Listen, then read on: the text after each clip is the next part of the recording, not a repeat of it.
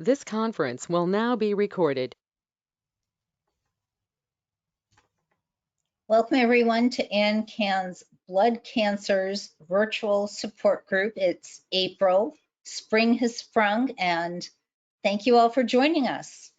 I'm Michele Nadeem-Baker and in Boston, and one of your moderators for the meeting, and I have CLL, otherwise known as chronic lymphocytic leukemia. And I see that we do not have any newbies here yet, but why don't our other moderators introduce themselves and then all of our wonderful guests here. I'll start. I'm in the corner.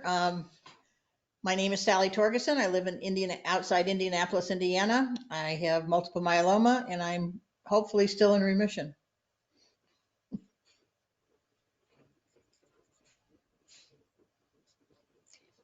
Lynn? I'm Lynn Bailey, and I have SLL, small lymphocytic lymphoma, and I am not in remission, and I have stopped taking ibrutinib. Wow. Al? Hello, I'm Al Rubalcaba down here in Tucson, Arizona, and I was diagnosed with polycythemia vera in early 2020. All right, Rick, did you want to say a few words? I did, because I will be cutting out. I just wanted to say that Herb is not with us today, and he is very, very sick. He's in ICU for complicated reasons. He's not receiving any cancer treatment right now, and if he recovers and gets strong enough and we can get him out of the NIH and into Johns Hopkins, then we have a hope that we can start giving him cancer treatment again. But he was navigated to the NIH against our better judgment. And that's where he is. And we are all pretty upset because he's gone downhill so quickly. And we think that if he could have gotten treatment, the right treatment, sooner, then he wouldn't be in this situation. And it seems like his doctors at the NIH and at Johns Hopkins both dropped the ball. And so that's where that is. And the other meeting that we tag team on this meeting, Herb and I, but the other group is going to be spending some time discussing Herb's situation, and I do want to go over there for that. So I'm sorry to be the bearing of not so pleasant news. We can only hope that he gets strong and he pulls through. What does he have, Rick? He has advanced prostate cancer and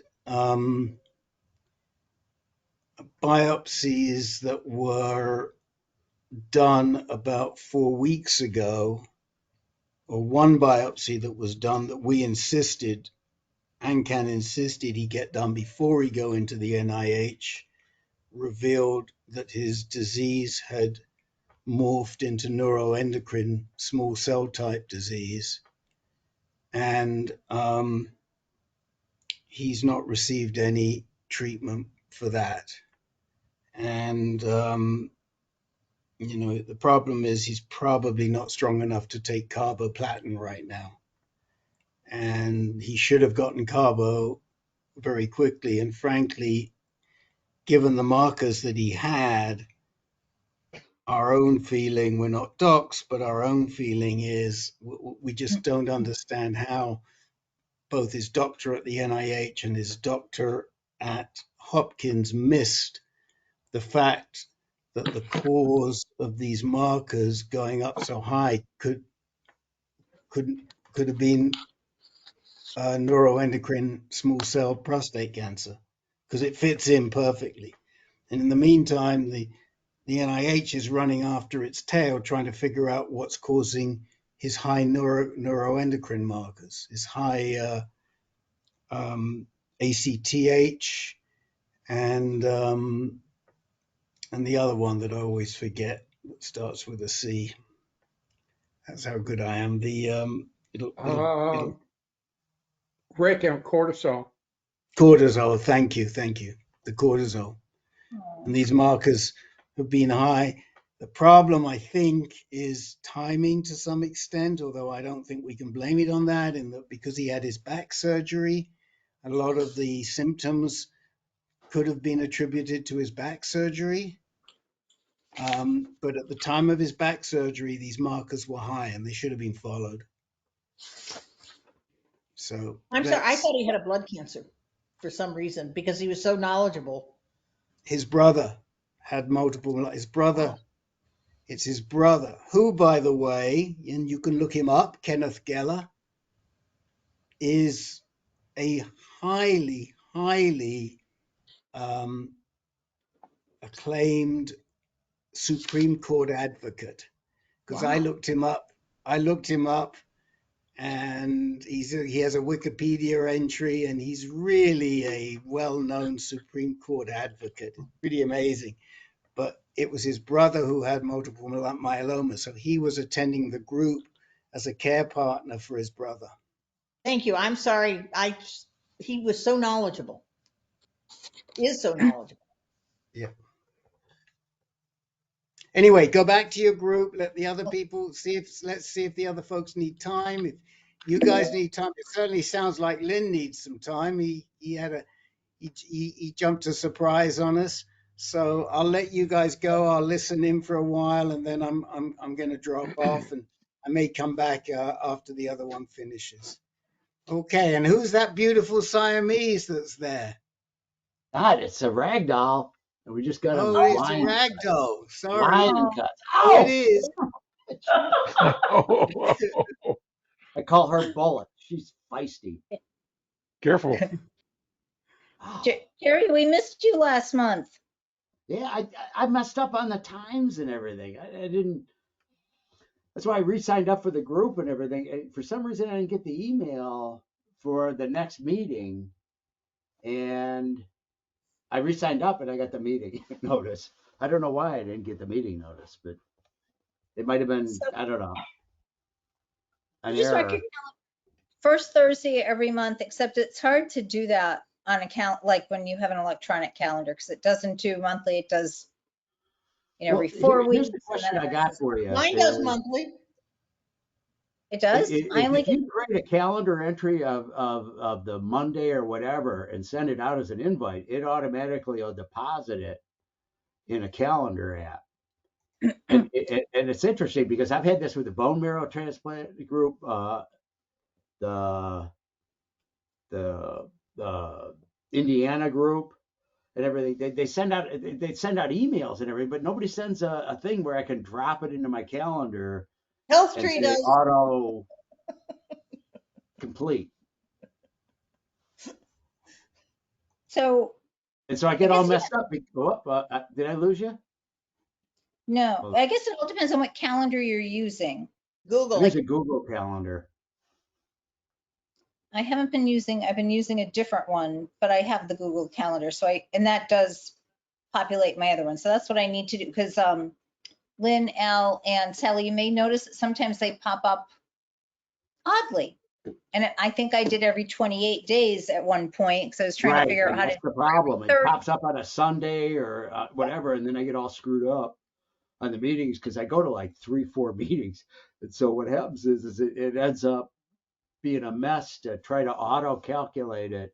So if the group leader comes back and creates a calendar event and invite it, you could do it through chat or you could do it through Gmail, or Apple if you use an Apple or whatever, what you should be able to do is just click on it and automatically puts it in your calendar and then carries it forward for X amount of time that you want up to summer or whatever, where it stops, and do that, because that's what, yeah, I messed up because I wanted to attend it.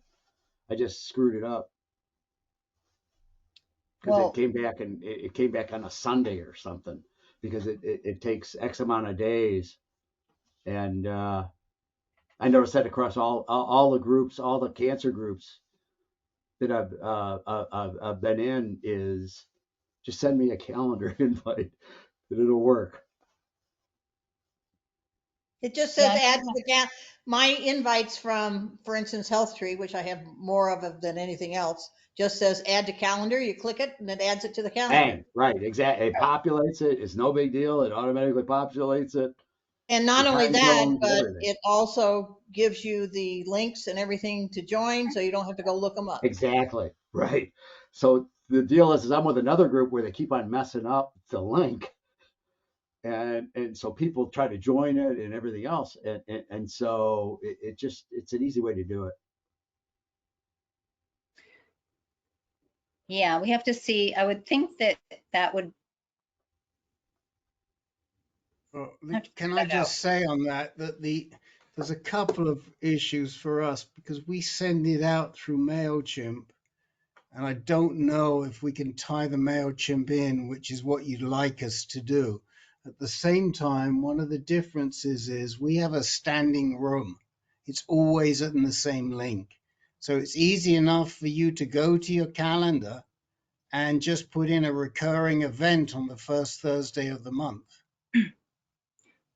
Well, Right. and that Just repeat. becomes the difficulty on some calendars, not all. Right. But you can't.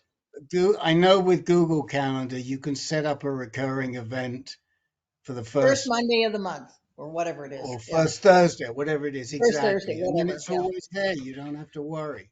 Okay. And you can cancel if if there is a meeting, you can cancel it one time without canceling the series. I just have to do it on my Google Calendar versus my other calendar. And Jerry, do you have a Google Calendar? Yes. You and I are, that's our homework. So Jerry, do you need time tonight to speak? Because we see how Yeah, much just time. briefly. I'm going through something that they're backing me off the meds, the for graft versus host. And so I've got some challenges coming up. Okay, we'll come back to you to talk about that.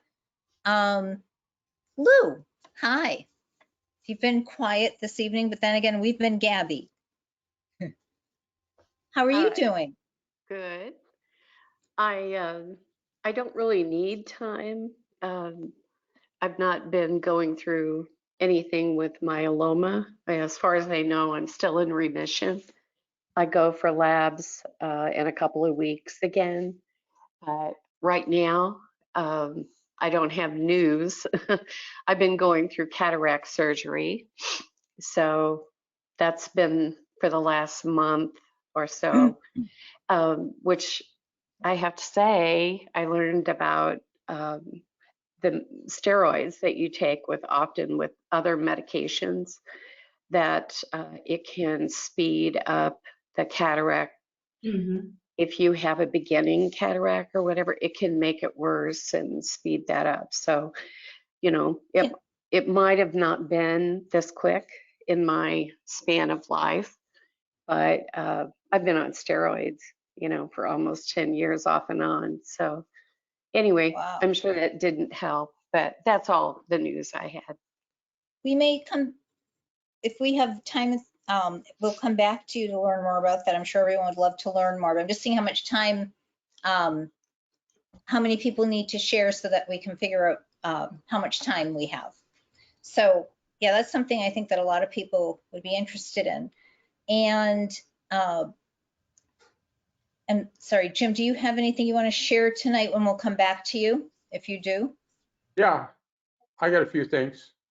Okay. Come back to me. And I see also that you're in Florida and not in Virginia, so we'll have to find out more about that when we come back to you.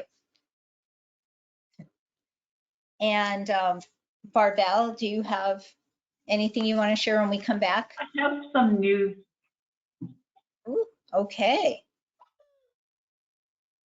Sally, I want to hear more, if we have time at the end, about you being kind of an experiment there for the different tests.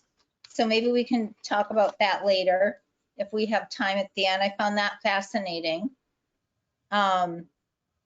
It's my stubborn nature. Sometimes that can be a good thing. Sally the lab rat.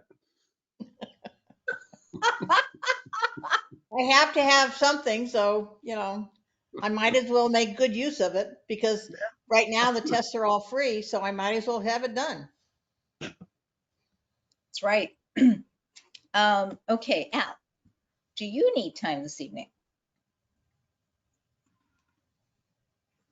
And Lynn, we want to hear from you about everything that's going on with you as well.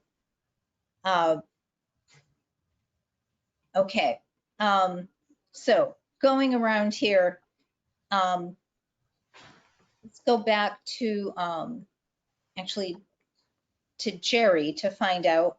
So Jerry, you're in Detroit, right? Right. Hold on, what about Al? I asked Al. Not, We don't want to not talk if he to Al. wanted time. Not if he wanted time. You asked him to introduce himself. I'm still listening in here. Yeah, but you weren't watching. I'm good. No, I don't need any time tonight. Thank you. I did Okay. ask. Yes. Big Maybe brother. we can Big brother's listening. I don't know, is there something good that you can tell us, Al? No. It looks like Nothing are you good. having a lightning storm over there? I keep seeing flashes of light. Either that or you're having a disco show. No, He, they're he, re, he they're re, could re, tell you. He could tell you that he's got chicken tenders and salmon burgers in his freezer for me, and I have to keep telling him don't eat them before I get to them. We're watching you. We're making sure you're not eating them tonight. That's right. So No, Jerry, you're in, I have reflectors in the backyard, and that's what's that's the sun's going down. It shows all these mirrored spots. That's what that is. it's a cool effect. So Jerry, where do you go in Detroit? Do you go to a I go to cancer hospital? Carmanos, Barbara Ann Carmanos Cancer Institute. So they And have Jerry, a what do you have? they have a leading stem cell transplant group that is. I'm going to the doctor that performed the first stem cell transplant in the 80s for AML. So I have AML Right. for And, complete stem cell. wow. And do they also treat other types of blood cancers there? Do they have a good? Yeah, they treat all kind a whole bunch of different blood cell transplant as well as breast cancer. It's predominantly just cancer. So these guys kind of focused in on cancer because the founder Carmanos was a big IT guy and created a multi-billion-dollar empire and everything. He created the Carmanos Cancer Institute because his wife had breast cancer, and that's spread across the metropolitan Detroit area. So other than the University of Michigan, Carmanos Cancer Institute was the only other place you could really go for a stem cell transplant for me. And so Thank goodness. my oncologist, I went to a large hospital and everything. They did a good job in the early chemo days, but not for stem cell. And the doctor came back and said, if you like bread, go to a baker. And that's what he said. He said, these guys bake and they bake bread. So they're very, very specialized. And they were excellent. Excellent. I mean, incredible. And they're right there. Other than the support after. The support after sucks. So I go to I'm actually hooked up with St. Francis out of Indianapolis that has a very, very extensive, fantastic program for blood cancer groups, and they're phenomenal. When you say Indianapolis is a key thing. Do you mean aftercare? Indianapolis, Pardon? go ahead. Do you mean aftercare, medical care, or after Yeah, the I'm stem still cell? under the care and everything. The problem is, you know, it's like me. I come back and say, I want the best surgeon I could get. I don't need a personality. I don't need whatever. I need a, you know, if I need a meat cutter, I need a meat cutter and everything. So these guys were the guys to go to for the stem cell process and everything, just with their stats and with their numbers and everything. They were, if I'm going to go there, it was either that or perhaps the Cleveland Clinic is what I was looking at as well. And so these guys were one of the best at what they specifically did, but they have no follow-up groups. They have no, you know, aftercare. So okay, so now that you make it through the stem cell process, what do you do next? And how do you handle all the psychological stuff and the dietary stuff and the graft versus host stuff and everything? So they're very, very clinical, but they suck on kind of aftercare. And that's And kind of so, what I found through St. Francis in Indianapolis was these guys are fantastic. It's one hell of a program. I mean, Jerry, I just wanted to tell you, I don't know if you know about it yet, but Health Tree organization that has done this really phenomenal job on patient follow through and aftercare, if you're calling it, or information and data diving for multiple myeloma, has now started it for AML. They are that would be also, handy. I beg your pardon? That would be handy. yeah, Do you mind, Michelle, if I share my screen and just show it to him really quickly? yeah, they had, yes, because isn't it Jenny's brother-in-law Yeah, had it? yeah.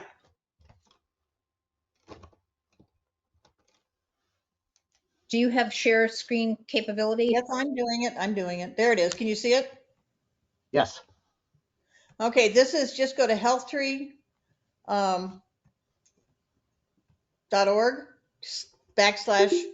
/AML. You can go across the top and you can see, you know, get around. For instance, just go to the university. That's the information hub.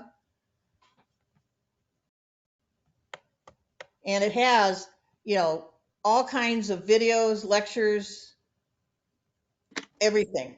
I mean, it has all the events coming up. Thank you. It's right now it's brand new, so it's not as populated as the MM site, but Lou is part of that as well, so she knows all this. But it is more information than you'll ever get from any one other place on AML. Excellent. Thank you. It's very robust. And Rick and I had spoken with Jenny. Sally, I think you may have helped set that up and they're very, yeah, we're both supportive of each other, but they're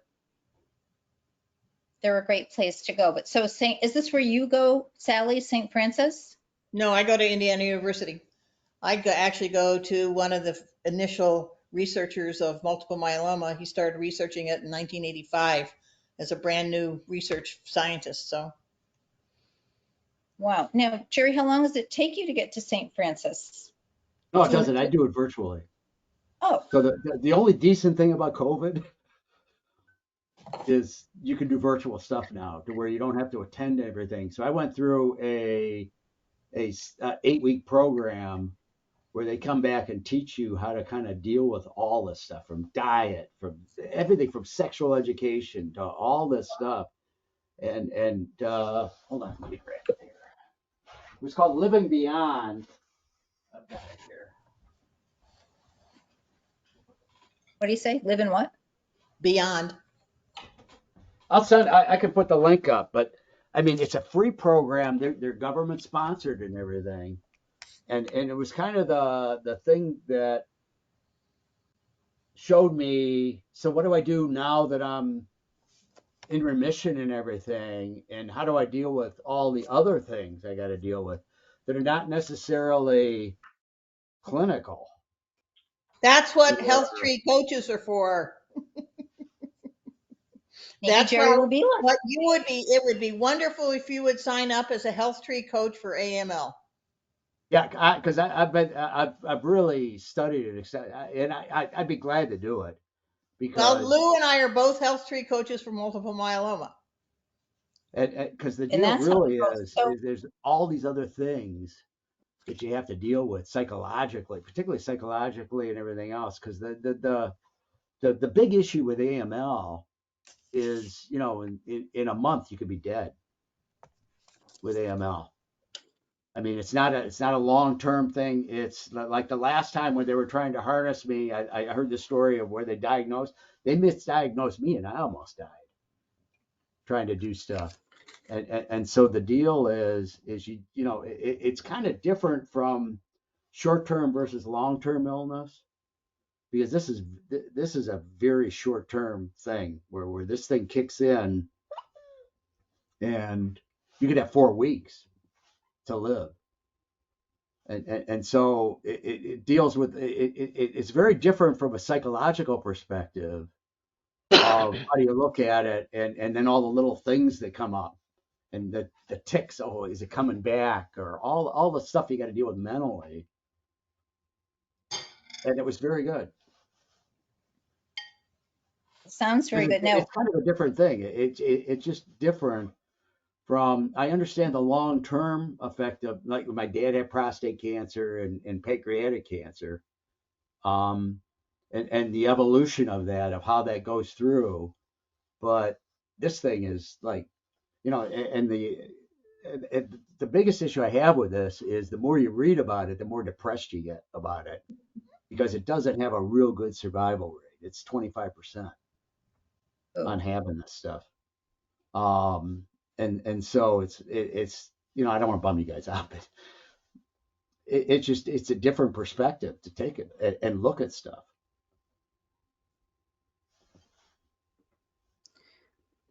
well, I'm glad you're in that program. Regarding your clinical aftercare, is that also, so that's not at St. Francis, that remains? No, that's Carmanos.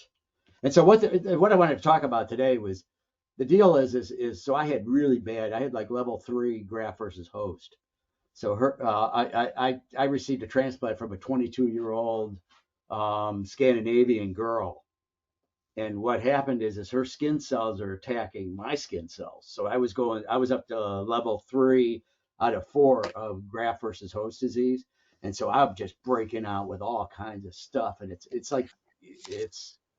it's very difficult because it's like being thrown into a bed of poison ivy, morning, noon, and night. It never leaves and everything. And it just erupts and all this stuff.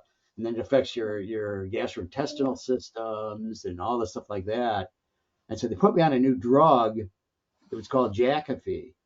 That all of a sudden was a miracle drug because I was coating myself. I would literally reach into something that would tear my skin off with the cortisone creams and all the stuff to try to control the graft versus host and everything.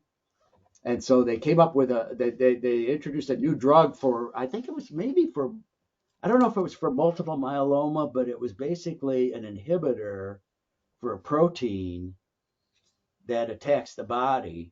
And so they also use it for eczema, psoriasis, things like that.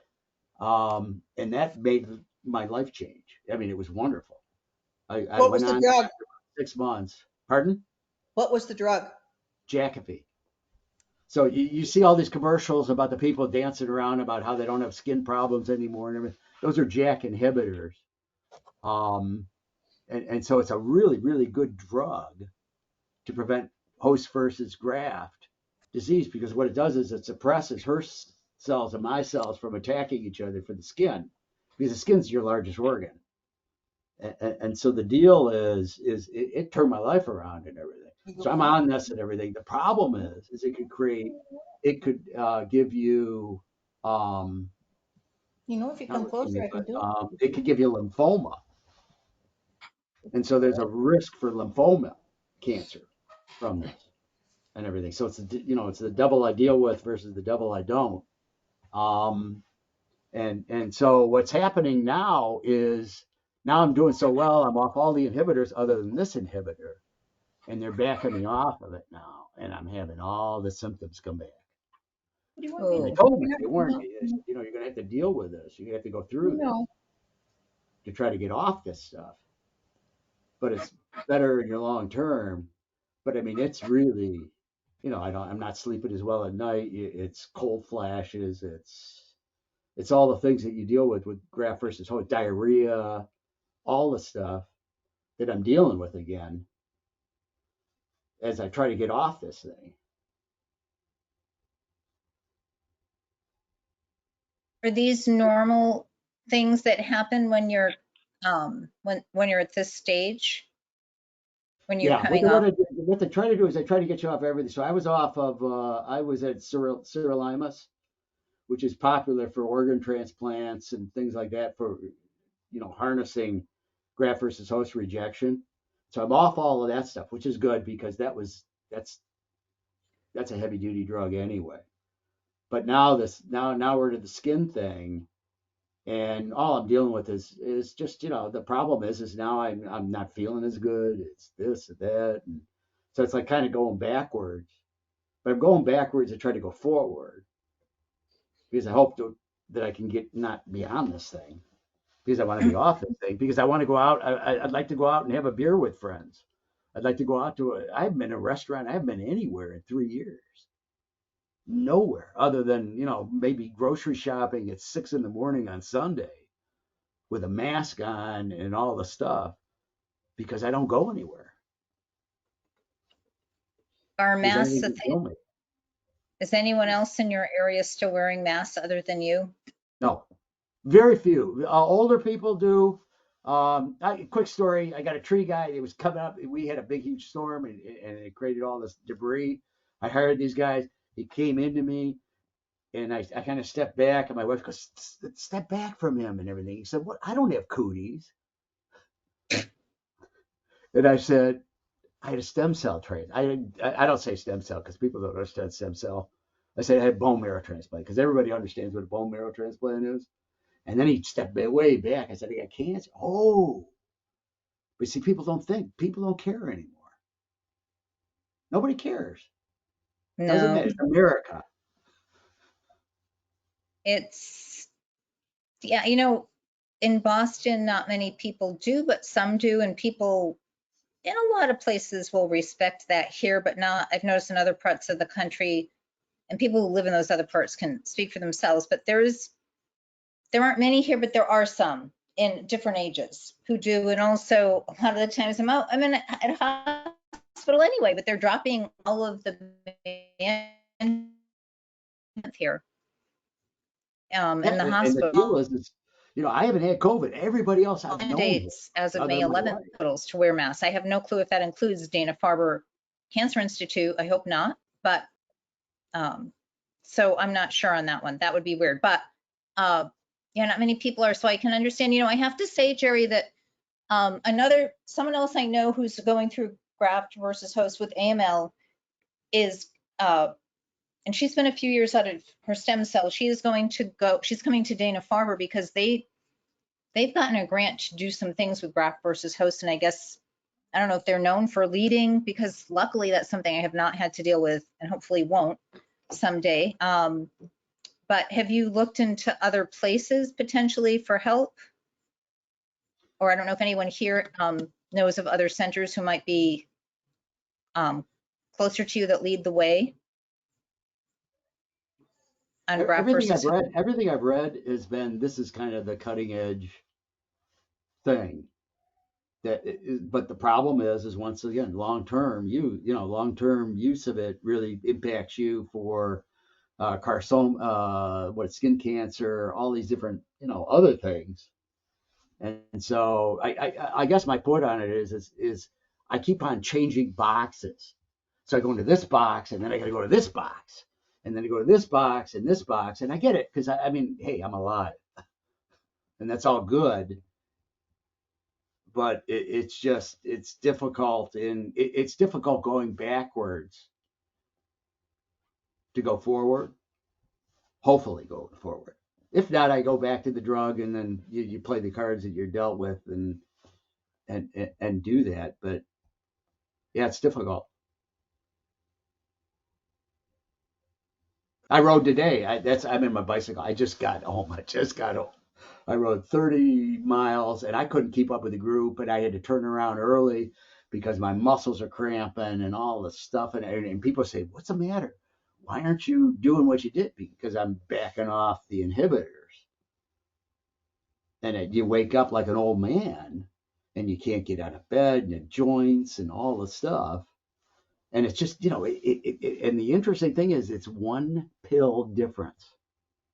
All they've done is they've cut back. So they said instead of taking one in the morning and night, take one in the morning, one at night, take just one in the morning the next day. Don't take anything at night. And it made this kind of impact. And so it's 10 milligrams. It's amazing.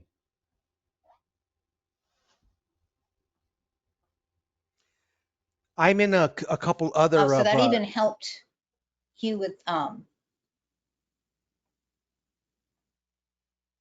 sorry, I didn't hear you. You broke up. Al? yeah, I'm in I a, think Al oh, froze. No, I'm in a you few, are, Michelle. no, can you hear me? Yeah. I'm in a few other support groups, and in the MPNs, the myeloproliferative neoplasms, which people with essential thrombosis, polycythemia vera, and then myelofibrosis. Um, Usually the drug we start out with is the Hydrea. That's what I'm on, and I'm able to tolerate it. A lot of people who cannot tolerate it, the next one they go up to is the Jakafi. There are a lot of people with MPNs that are on Jakafi. Some people can tolerate it great, or some will have the side effects that you're going through. And then from there, the ones that do not tolerate it go on to the interferon injections, which is the Bizremi and the PTG 3000 Pegasus, I believe it is. But And I the was, deal is I tolerated it. I tolerate it fine. It has mhm. worked like a champ. Now they've been saying, okay, we got to cut it back now. And so Oh, now I'm dealing with all of the things and hoping as I move I'm almost 2 years out of transplant that, I'm hoping to get beyond this. But I don't know. We'll have to, as I said, I just keep your chin up, you muscle your way through it. You do what you got to do. yeah. And hopefully it doesn't get worse. And some people have been on Jakafi for like years, like 6, 9 years. Oh, really? Yes. And again, Yeah, other 'cause I mean, people, I've heard other people been on Hydrea for like 15, 20 years. And some people cannot tolerate it at all. And they get off of it right away and get on Jakafi. And it's like a lifesaver to them. They get their life back. and it's only 12,000 a month. Yeah.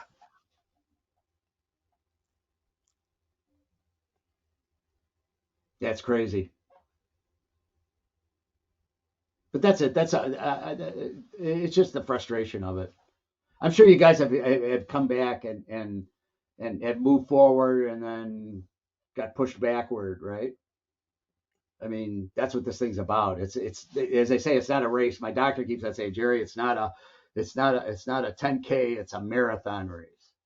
And so you just got to stick with it and do that. But it is frustrating. So, Jerry, are the doctors saying we don't think you need Jakafi anymore? We're going to start weaning you off of it? Is that what they're doing? Well, what they're trying to do is they're saying, okay, now that you're stabilized, I was a mess before the Jakafi, and I really stabilized out well on the Jakafi. But they said the long-term use of Jakafi is not necessarily good for you. So what we want to try to do is taper you off. So all this stuff, even like with the other drugs and everything, I was on major drugs, and they backed it off, and I had reactions to it as I went through it. But I was amazed to see just a small tweak, the impact it makes on me with the soreness and all the different attributes of it, to where it's just frustrating. I'll live through it. I'll do it. I'll do whatever I need to do. But I mean, it's just they just want me. They want to get me off of it. They want to try to get me clean so I can go out and live a real life, so I don't have to be immunocompromised for everything, and that COVID won't kill me.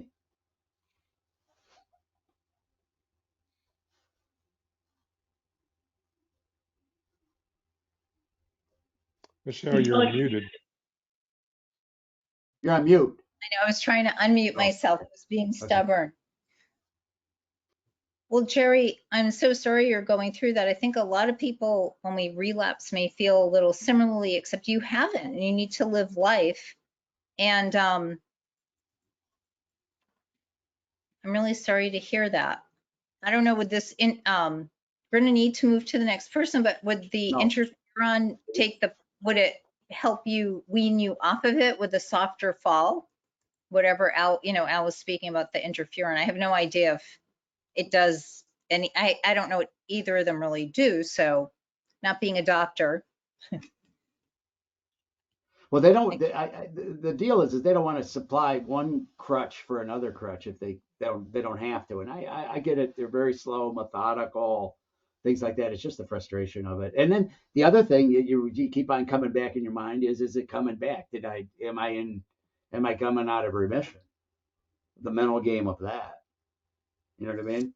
Well, we all do that. I mean, multiple myeloma is always waiting for the next shoe to drop. I've been very lucky, I think, and I'm not sure what's going on, but I'll find out at the end of the month. But Lou has gone through, I believe 6 different treatments or 9, and it's always a waiting game. It's something that is incurable, and you just have to wait for the next thing. But we've been very lucky with 9 new treatments in the last 3 years. So Right. Wow. So that my goal is really to live and live and live until there's another treatment out that maybe, if it comes back, do they have it under control and things like that. So it's really, it's a stretching game of how far can I go? Because I know chances are it's going to come back. And hopefully I outlast it. So there's a new treatment or something. And that's it. I'll turn it over to the rest of the group. We spent too much time on it, but I appreciate it. Jerry, do you mind sending me your email in the chat? Yeah. And I'll see if I can find out what I was telling you about Dana Farber and see if I'll look and see if there's anything different that they happen to do and send you the info. But anyway, if you could do that. And Jerry, I sent you the direct link to the coach program for AML. Okay. Let me figure. There we go. Okay. I got it. All right. Okay. So, thank you, everybody. You're welcome. You're welcome. Lou, I know that you already shared with us, I know about, we'll come back to you if we have time at the end about the steroids and the cataracts. Lynn, I knew it was another L name. Lynn, so what's going on? They did take you off. This is because you're on, you have your new doctor. So he took you off. Is he putting you on a calibrutinib or zanubrutinib now? I am off all medication. I've been on ibrutinib for 9 years until last Wednesday. So it's been a week that I've been off medication. And he said, we think that you can have a drug holiday. We'll see how long it will last and so forth. But so I have an appointment with him on July 6th. We've had multiple tests. I had bone marrow biopsy. I have 5% tumor cells in the bone marrow. So we know that, and would like for it to have been less than that, but we know that the BTK inhibitors don't drive to a deep remission. So we'll see how this goes. So I returned to see him and on July 6th to see what he thinks of all the tests that we've done, and we'll go from there. How are you feeling about How are you feeling about it? Well, kind of like you. I mean, physically, I'm feeling okay. I'm not feeling anything dramatic going on in my body, and it for me with SLL, it was a slow growth of the disease. The doctor said you probably have had this 5 years before we diagnosed it. I think I had it maybe 10 years from some of the symptoms I've had. And if the same symptoms come back, it'll be the deep night sweats, the fevers with no reason for the fever, and so forth. But he's doing also the blood work showed about one part per 10,000, one cancer cell per 10,000 in the blood work.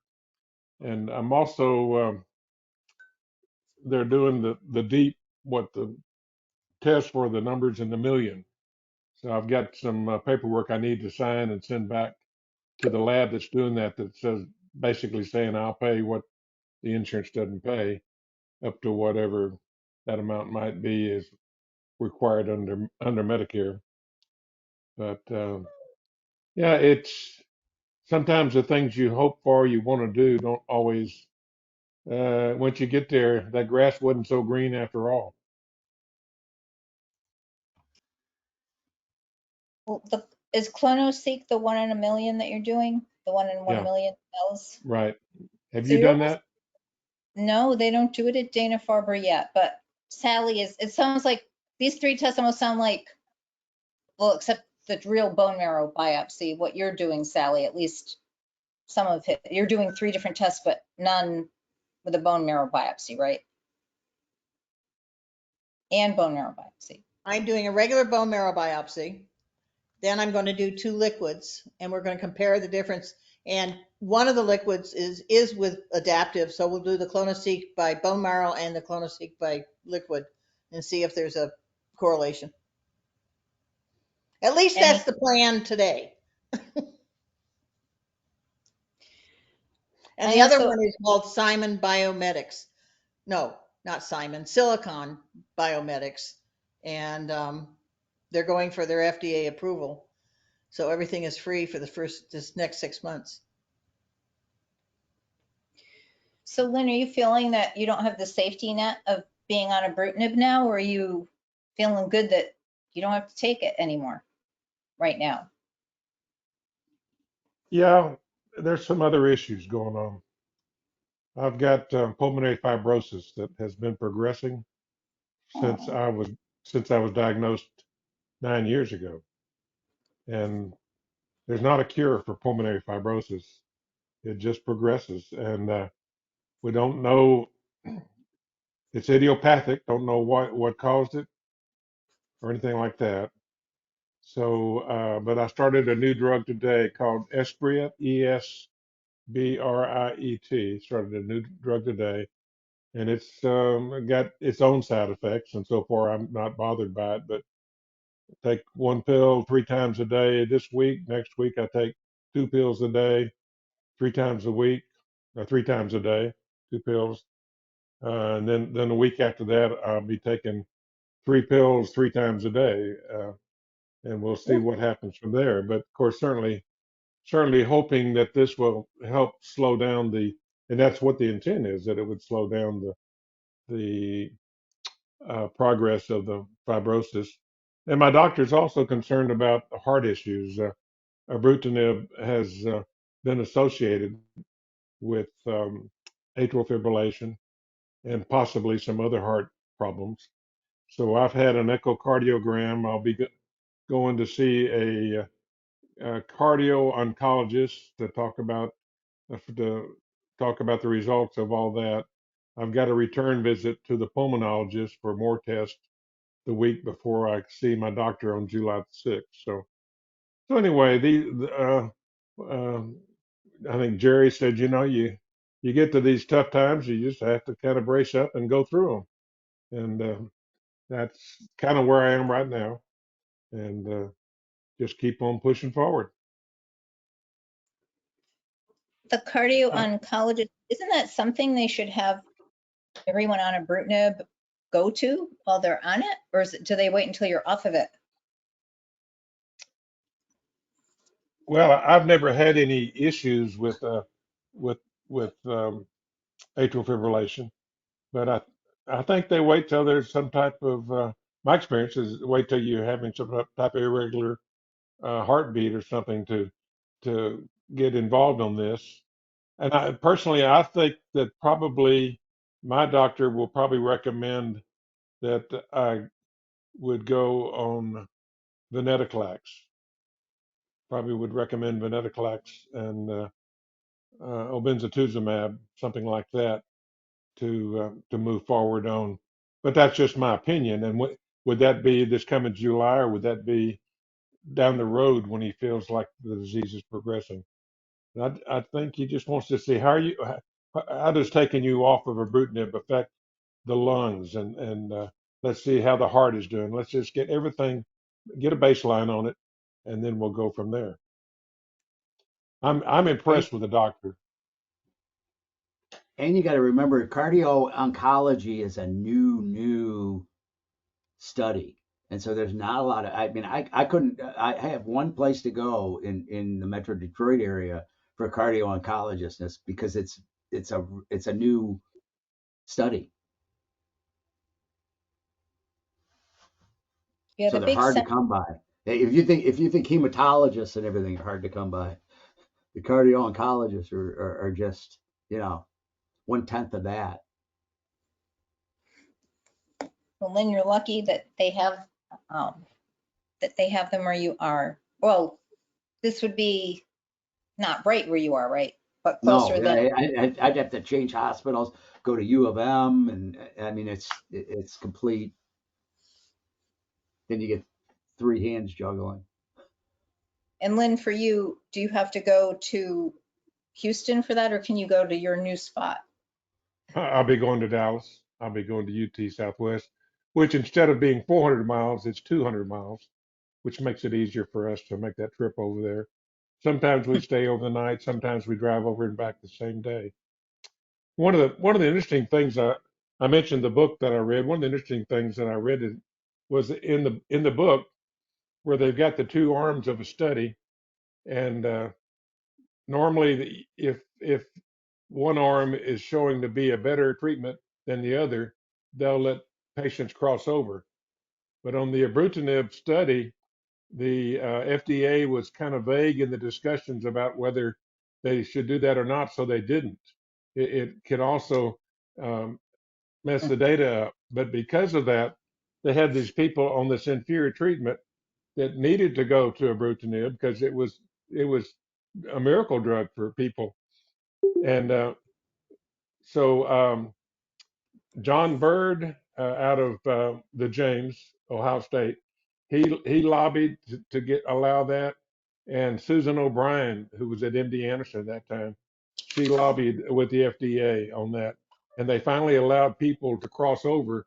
And one of those people that crossed over was Terry Evans. If you know who Terry Evans is, with Yeah. the CLL Society, he had signed up on the trial, but it's a flip of the dice, flip of the coin, or whatever, which arm you're on. The computer designated him going the ofatumumab, and after 7 months, his disease began coming back, and so he was very fortunate. Of course, that was probably 10 years ago, and he's still with us. So Well, yeah, the way the trials are written and the oncologists like to let patients cross over if they're not doing well, and it does mess up the results. And there was a recent FDA panel on duvelisib, or it might have been idelalisib. They have been both looked at in the last year. Well, probably now year and a half. Long story short, the FDA criticized the data because patients were allowed to cross over. And so they criticized the data because it wasn't true. I mean, it wasn't like complete, because we but couldn't, yeah, they couldn't see what the ultimate survival was because people weren't dying. Right. It wasn't a blind. It wasn't a blind Well, it was scenario. supposed, yeah, it was supposed to be, but doctors let people cross over if they weren't doing well on one of the arms, which is, I mean, I'm glad for the patients, you know, because they lived, but yeah, it didn't show them the true data. And I guess, so it is a hard one because the FDA was thinking of coming down harder about those things, but then again, people live. So it's a quandary on trying to get some of these drugs passed. I want to read this, but for those who tuned in late, what is it called? For love? No. What is it, Lynn? For blood and honey? I will go find a picture of it and I'll bring it back and share it with you. The thing on the crossover, if you don't allow crossover, or the drug companies don't allow crossover, you're not going to get anybody to go into clinical trials Right. because they have no protection that, you know, that they're going to get the best of what they are signing up for. Right. Who's willing to die? Yeah, who's willing to take the chance that you're going to get the bad drug or the placebo? And you know, people will not sign up for clinical trials if they know that there's a chance that you're going to have the placebo. Right. Because As what we deal with is life and death. It's different from a cold and from other stuff. It's just different. it's as it is, people already feel that way, you know, that they're guinea pigs or whatever, or if there isn't another arm to cross into, but and it does depend on how each trial is written. So while Lynn is looking for that, Barbell, you needed time. Well, I have some good news to share. Ooh, I'm yeah. off my medication since March 22, and I got my results. And well, I'm still a UMRD by next generation sequencing. My lymphocytes have recovered, and no cancer cells are detectable. Excellent. Fantastic. Yay! You're drug free too, at least from CLL drugs for Lynn. Yeah, over a year already. So it's pretty stable, and I'm glad that my lymphocytes are back to normal and no cancer cells are there. That is wonderful that you've stayed the course. Wow. Now, is that the first time that you've had a full, all the tests? Well, since I'm still in the study, they do it frequently. But well, before my lymphocytes hadn't recovered, I was still low on lymphocytes. But the last time they recovered, and it's still no cancer cells detectable. So I mean, I'm good. I am so happy to hear that. That's fantastic news. Now, were you on, wait a minute, remind us, were you on venetoclax? In venetoclax, but my first treatment I was ibrutinib, obinutuzumab, and venetoclax in 2017, and I had a relapse because of Epstein-Barr virus. But well, everything's good now. I feel a lot better than past my first treatment. I have to say that too. I feel quite normal. I'm just aging, just like everybody else. As long as it's something natural, that's okay. No, no infections, no corona, nothing. Oh, Good. here it is. I thought for a second I had lost everyone. I have Are to you order seeing it? that. Wow, the price came down. Well, that is the Kindle But price. Kindle version. It has a 2023 copyright, so it's a brand new book. And our local library had it, so I was able to get it. And although it's a best-selling book, it's a best-selling book in the oncology field, so or medical field or whatever. So it's not, but I'm sure it's going to continue to take off. Wow. Yeah, I'm definitely going to read that. Thank you, Lynn.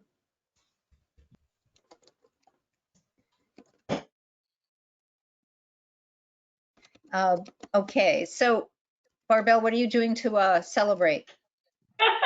I went out to eat. But, well, other than that, not that much. You know, I went to on a patient's day to my clinic the other day, but, well, it's not that much to celebrate at the moment. My former husband has died 2 weeks ago in the States, and so the celebration is kind of small.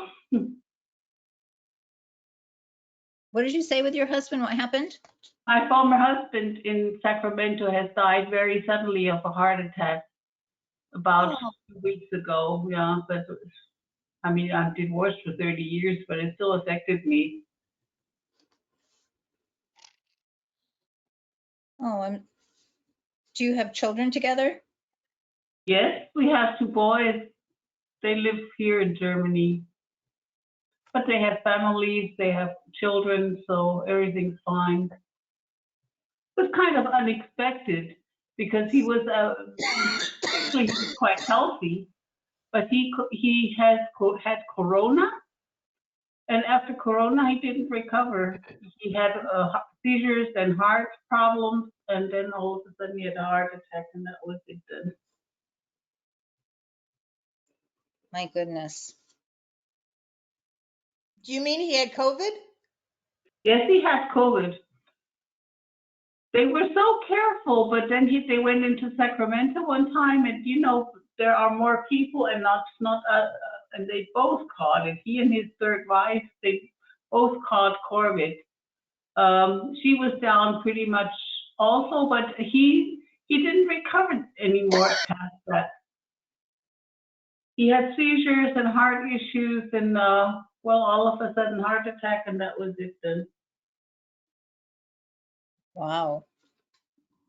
I haven't been anywhere in 3 years.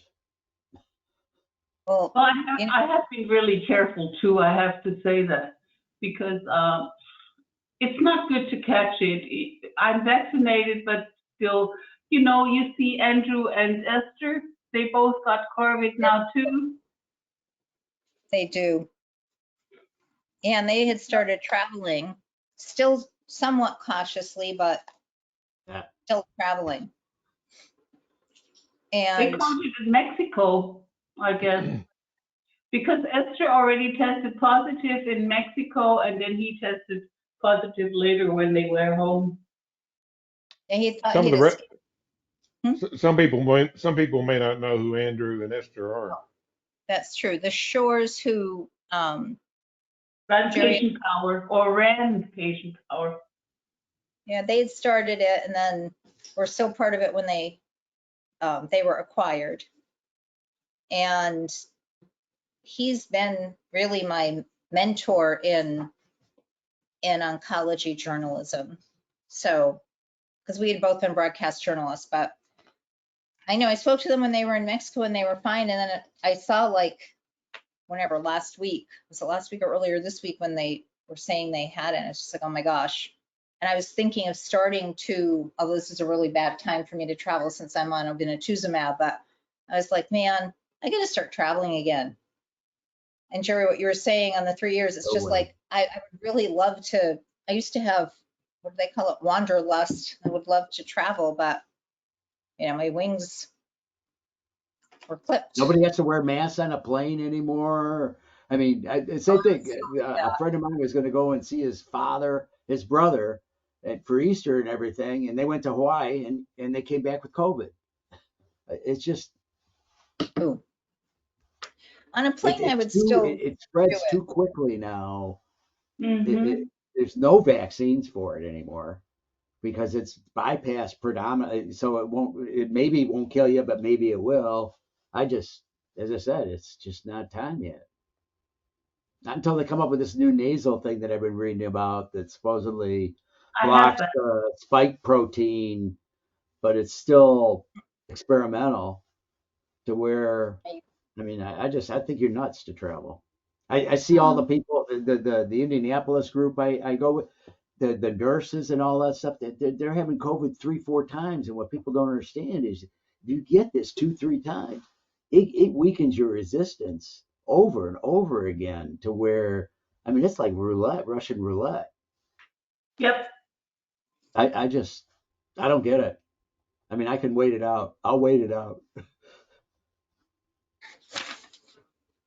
I do like you do. Like I go shopping when there are hardly any people in the store, or we go out to eat when at a time where not too many people are in a restaurant. I'm careful too. You have to avoid crowds. I guess this is the most important. And low ceilings, and there's a whole list of things. There's just the only time I would ever do that is if you were going out to, if we have somebody on the deck and it's outside and everything else. I won't go in any enclosed spaces like that because it's just too prevalent. I've had too many people that were careful but still got sick because they went out the one time. Well, the problem is they don't know quite often that they are transferring viruses. Right, exactly. It's a 5-day where you don't even know you have it. So that guy that got sick in Hawaii flew in that plane, got home in Cincinnati, and who did he infect all the way through?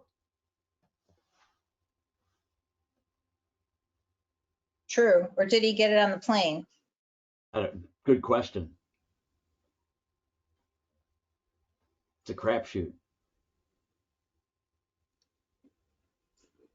I've fought too hard, too long to get taken out by that. Where I'll just pass on the entertainment and stuff like that because it's not worth it to me. Yeah, Jerry, what do your doctors say is the condition of your immune system since you've been through a stem cell transplant? Actually, my immune system's pretty good. All my numbers and everything are good and everything, but the deal is COVID's just I mean, my immune system's good, but I'm still immunocompromised. I mean, I've had all the shots, every shot you can imagine, and I'm looking at, how am I going to get the next booster? How am I going to qualify myself for the next booster? But my what do they call it? What's the blood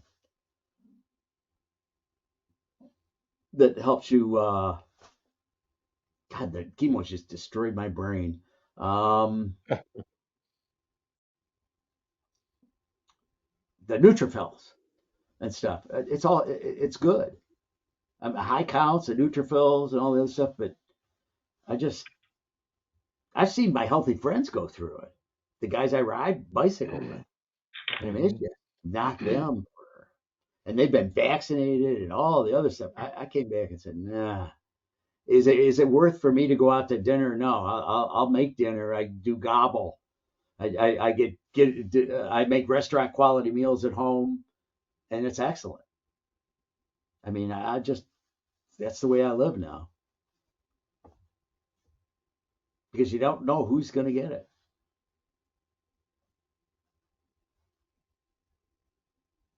It's a scourge. I think Jim wanted to say something. Jim, are you still here?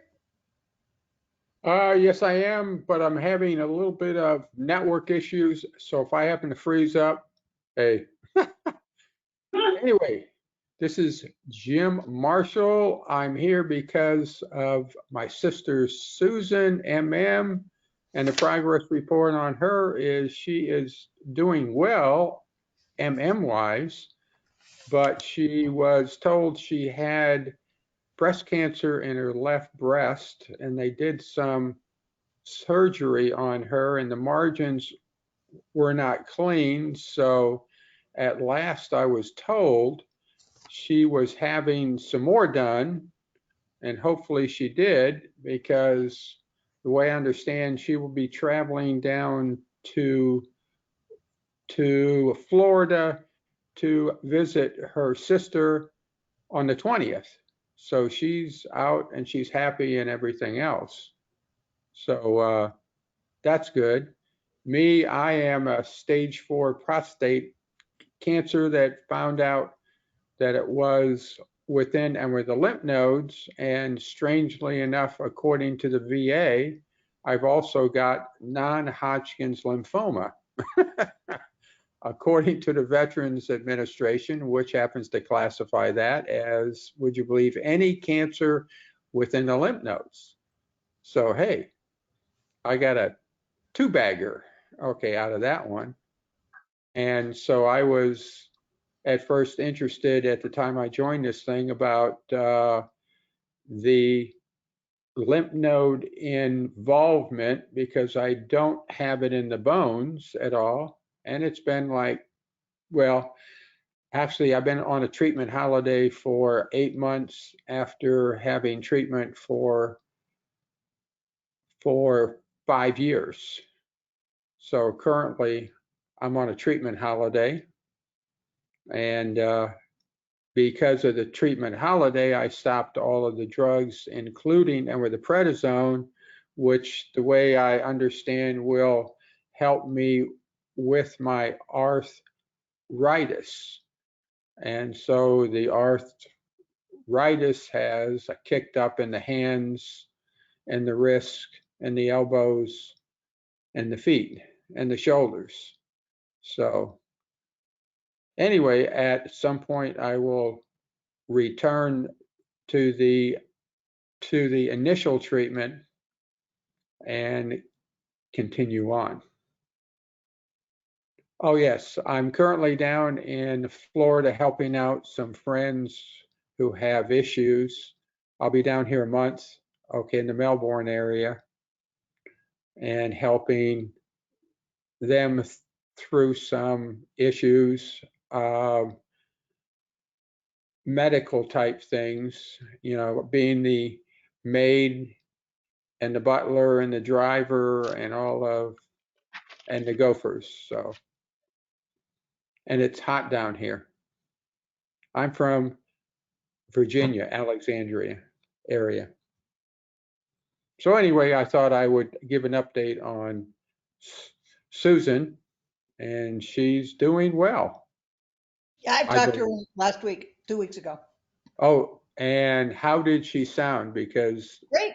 some She was worried about the looking at for the margins on the breast cancer biopsies, but you know, it seemed to be okay. Oh, good. Okay, because she's not quite. He doesn't share that aspect too often with me. So anyway, Well, I I am invited her to very. come to the meeting tonight, and obviously she didn't want to No, do that. no, I don't know why, but she's not shy, but in this she's shy. So Yeah. I come to it.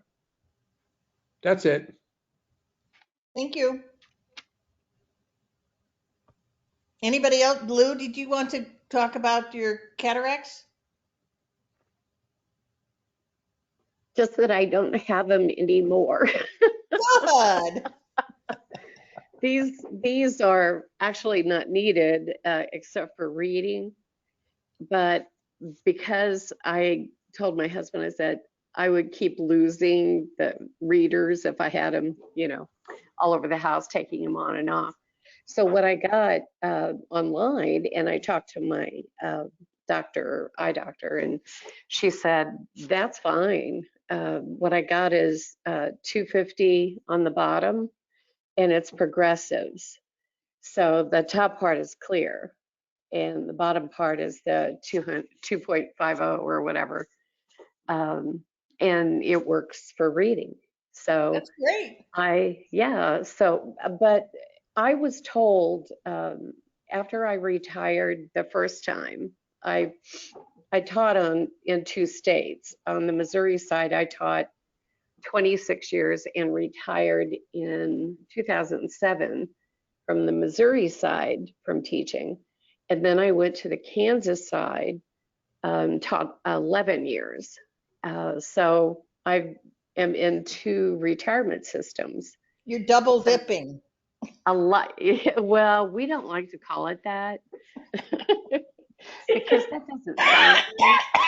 that doesn't sound very nice because it is separate retirement systems. It's not the same. So anyway, it's just like if a police officer retired after 20 years and went out to do a different job, you know. So anyway, it's, I was told when I retired in 2007, I was 56. I was told then by an eye doctor that it looked like I had the beginnings maybe in my right eye of a cataract. But it was a long way off. I wasn't going to have it, it was take forever. Don't worry about it, that kind of thing. And it didn't really affect my vision. And so fast forward to myeloma days, when I was diagnosed in 2013, I started noticing more and more throughout the years after I was on steroids that it seemed to affect my vision. And it was like at night, the last couple of years, I was noticing like a halo around cars at night, the headlights. And when I would get my eye exams, the doctor said, if you've been on steroids, that can quicken the situation with cataracts. I guess it's well known about steroids and cataracts, which I did not know. I hadn't heard about that until it happened to me. But anyway, I got them fixed. And so I can see without the glasses, just I can't read close up, which is, kind of It's bad if you're interesting about the decks, though. Yeah, if you try to read a menu or something, you need readers. Right. So, and working on the computer, so anyway, just FYI, if anybody is taking steroids and you're noticing changes in your vision, it is something that has been studied and they have written about it. So anyway, but I'm doing fine. I had the second one, my left eye, done a week and a half ago. So I'm finishing up with those eye drops that you have to do. I guess they're antibiotic eye drops. Yeah. And so I'll be done with those on Tuesday and then I'll be free and clear. So I'm doing fine. The only thing I think it was mentioned earlier about, when you lose somebody in a support group or a friend or something, it kind of, knocks, your legs out from under you a little bit. A person in our support group here in Kansas City, who nice, wonderful couple, and she was a great, supporter of him and what he was going through with myeloma, all kinds of, tests, and then it showed up in his brain, and he was a fighter. When they talk about people not giving up and being a fighter, he was an example of a person who kept fighting. And Gus, he passed away a week and a half ago. And David and I went to the visitation Friday evening to give our condolences to his wife, Melody. But, anytime I think we lose someone, close to us or in our support groups, it reminds you that, if you're still here and you wake up the next day and you can take a breath, you've got a lot to be thankful for.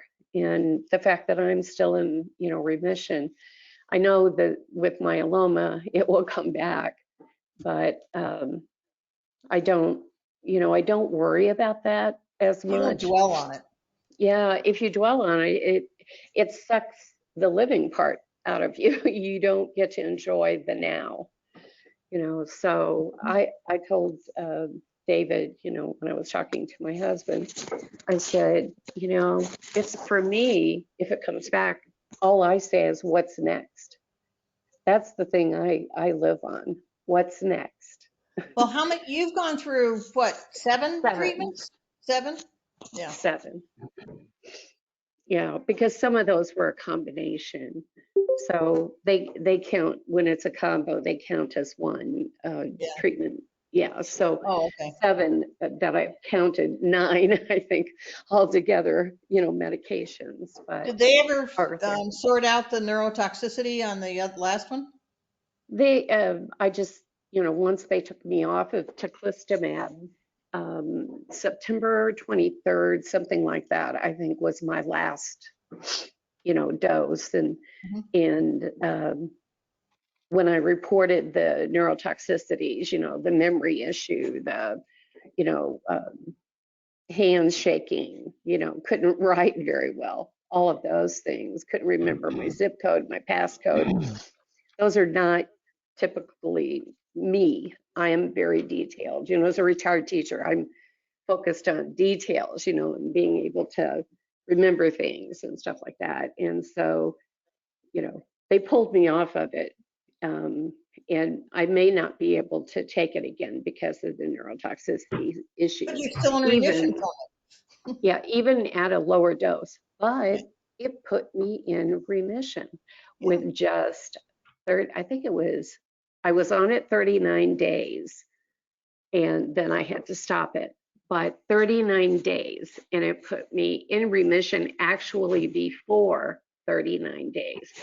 My second week labs showed I was in remission. And then they verified it with a bone marrow biopsy. Yeah.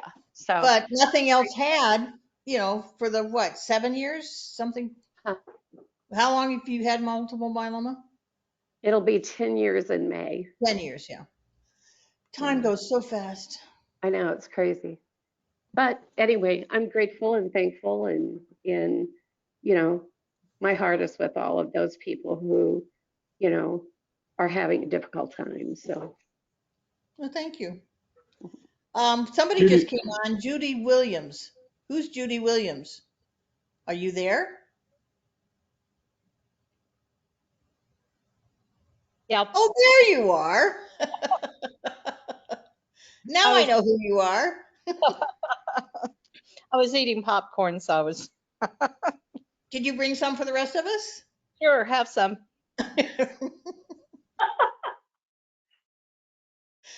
Well, do you want to sign in, say anything, have anything to say? I'm still just kind of on watch and wait till Okay. on this time. Still have lots of swollen lymph nodes, but not to that point yet. Well, good. So I've just any- the Dr. Juan is doing lots of tests to make sure that I don't get to the Richters that I had before. So that's Well, I'm glad somebody's watching and waiting for it with you. yep. Yes. Does anybody else? Al, did you have anything you wanted to talk about tonight? No. I can see you in the dark, you know that. Well, it's 9:37 and I'm going to bed. You may stay on and talk as long as you want, but I've had it today. Today's been a very long day. Okay, we'll shut it down then. All right. Jerry, go ahead and contact that link I gave you and Yeah, I did. tell them I where you already got filled the out the name stuff. I beg submitted my pardon? name. I Oh, submitted my good, email. you've already and done it. everything. You're Yep. very fast. Good night, all. I All right. did Night. real quick. Bye. Real quick, hang on. Are you there? Go ahead. Yeah. Go ahead, Al. Jerry, when you were venting earlier, you apologized. No need to. That's what this group is for. We're here for you. Okay. Yeah. Thank you. Then Thanks. that's what I was going to Thanks, say. If you have any trouble being learning of the coach information, give me a call. Okay. I've been doing it for 4 years now. It's very rewarding. Yeah, no, I'd like to do that. I wanted to give back because I feel You'd lucky. be great. You've got a lot of experience and you know what your disease is, which is important. So good. Thank you. All right. Good night, guys. See you next Good night. month. Okay, bye.